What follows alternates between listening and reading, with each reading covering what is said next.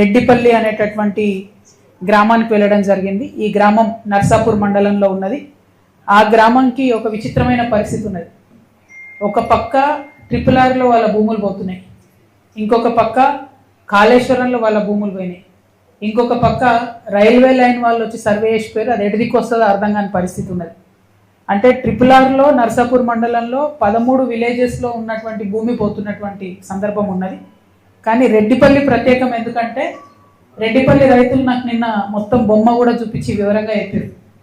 అక్కడ దాకా మంచిగా వచ్చిన రింగ్ రోడ్డు రెడ్డిపల్లి రాగానే ఇట్లా వంకరమైంది. నా మాటలు కాదు, అక్కడ ఉన్నటువంటి ఒక రైతు చెప్పిన మాట నేను చెప్తా ఉన్నా. నీటిలో నీరు గట్టే ఎట్లా తిరుగుతుందో రెడ్డిపల్లి రాగానే రింగ్ రోడ్ అట్లా వంకలు తిరిగింది. మరి ఎందుకోసం వంకర తిరిగింది రింగ్ రోడ్ అని వారిని రైతులను అడిగితే పెద్ద నాయకులు దాదాపు 3 పేర్లు చెప్పారు. బీఆర్ఎస్ పార్టీలో ఉన్న పెద్ద నాయకులవి. వారికి ఉన్నటువంటి ఫామ్ హౌస్లు, వారికి ఉన్నటువంటి భూములను కాపాడుకోవడానికి అలైన్మెంట్ మార్చిండ్రు. తద్వారా చిన్న రైతులు దాదాపు 56 మంది రైతులకు వాళ్ళది 59 ఎకరాలు పోతుంది. అంటే 56 మంది రైతులు 59 ఎకరాలు అంటే అందరికీ కూడా ఎకరం కన్నా తక్కువనో, ఎవరో ఒకరికి ఉంటే 2 ఎకరాలు, అర్ధెకరం, పావెకరం అట్లా ఉన్న రైతులది 56 మంది రైతులది 59 ఎకరాలు రింగ్ రోడ్ కోసం తీసుకుంటున్నారు. మరి పెద్దవాళ్ళు ఎవరు అని అంటే ఒక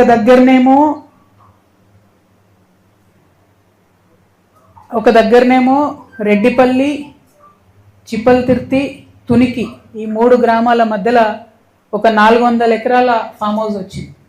దాని అలైన్మెంట్ మార్చి ఈ ఫామ్ హౌస్ పక్క నుండి పోయేటట్టు చేసుకున్నారు. తద్వారా ఆ భూమి విలువ పెరగాలని అక్కడ ఒక 5 స్టార్ రిసార్ట్ రన్ చేస్తూ ఉన్నారు. దాంట్లకు ఈ గ్రామాల ప్రజలకు ఎంట్రీ లేదట. సో ఈ గ్రామస్తులు అక్కడ ఏముందో చూద్దామని పోతే బైక్ మీద దొంగతనంగా మేము సంగారెడ్డి వాళ్ళం, హైదరాబాద్ వాళ్ళం అని చెప్తే అందులోకి రానిచ్చిరేరు ఫంక్షన్ ఉన్నప్పుడు. వాళ్ళు చూసొచ్చి చెప్పినటువంటి మాట గ్రామస్తులు, ఇది నాకు ప్రూఫ్ లేదు, కాకపోతే వాళ్ళు చెప్పేటటువంటి పేరు ఈ ఫామ్ హౌస్ హరీష్ రావు గారిది అని చెప్తా ఉన్నారు. అందుకని అలైన్మెంట్ మార్చినారని చెప్తున్నారు. అదేవిధంగా చిన్న చింతకుంట గ్రామంలో గంగుల కమలాకర్ గారికి 15 ఎకరాల ల్యాండ్ ఉంది. అక్కడ 15 ఎకరాల్లో ఆయన కెమికల్ ఫ్యాక్టరీ పెట్టాలని కూడా వారు ట్రై చేస్తే చిన్న చింతకుంట గ్రామస్తులందరూ కూడా మరి వ్యతిరేకం చేస్తే ఆ ప్రపోజల్ ఆయన ఆపేసి, కానీ ఓనర్షిప్ వారిదే ఉందని చెప్తా ఉన్నారు. నాకు క్లారిటీగా లేదు. అయితే దానికోసం అలైన్మెంట్ మార్చిరని చెప్తున్నారు. అంటే లిటరలీ వాళ్ళు నన్ను చెరువు దగ్గర తీసుకుపోయి చూపించారు. ఫస్ట్ అలైన్మెంట్లో గంగుల కమలాకర్ గారి ద్వారా ల్యాండ్ ద్వారా పోతుంది కాబట్టి మార్చిండ్రు. ఇంకొక అలైన్మెంట్ ఈ 400 ఎకరాలు హరీష్ రావు గారిది అని చెప్పబడుతున్నటువంటి ల్యాండ్ పక్క నుండి వచ్చేటట్టు మార్చిండ్రు. ఇంకొక అలైన్మెంటు మన నవీన్ రావు గారు అని ఎమ్మెల్సీ ఉంటారు, ఆయనది 18 ఎకరాల ల్యాండ్ ఉంది. ఆ ల్యాండ్ పోకుండా మార్చిర్రు అని చెప్తుంది. సరే, ఇది ఎవరి ల్యాండ్ ఏందన్నది వాళ్ళు వచ్చి క్లారిటీ ఇచ్చుకోవాలి. ఎందుకంటే గ్రామస్తులు పదే ఈ పేర్లే చెప్పారు. నిన్న మీరు అందరు కూడా చూసి లైవ్ ఉంది, సీక్రెట్ ఏం లేదు, అదే పేర్లు చెప్తూ వచ్చి. ఇక్కడ నా బాధ ఏంటంటే ఇట్లాంటి విషయాలు కేసీఆర్ గారికి తెలిస్తే ఎట్టి పరిస్థితుల్లో వాళ్ళు ఒప్పుకునేవారు కాదు.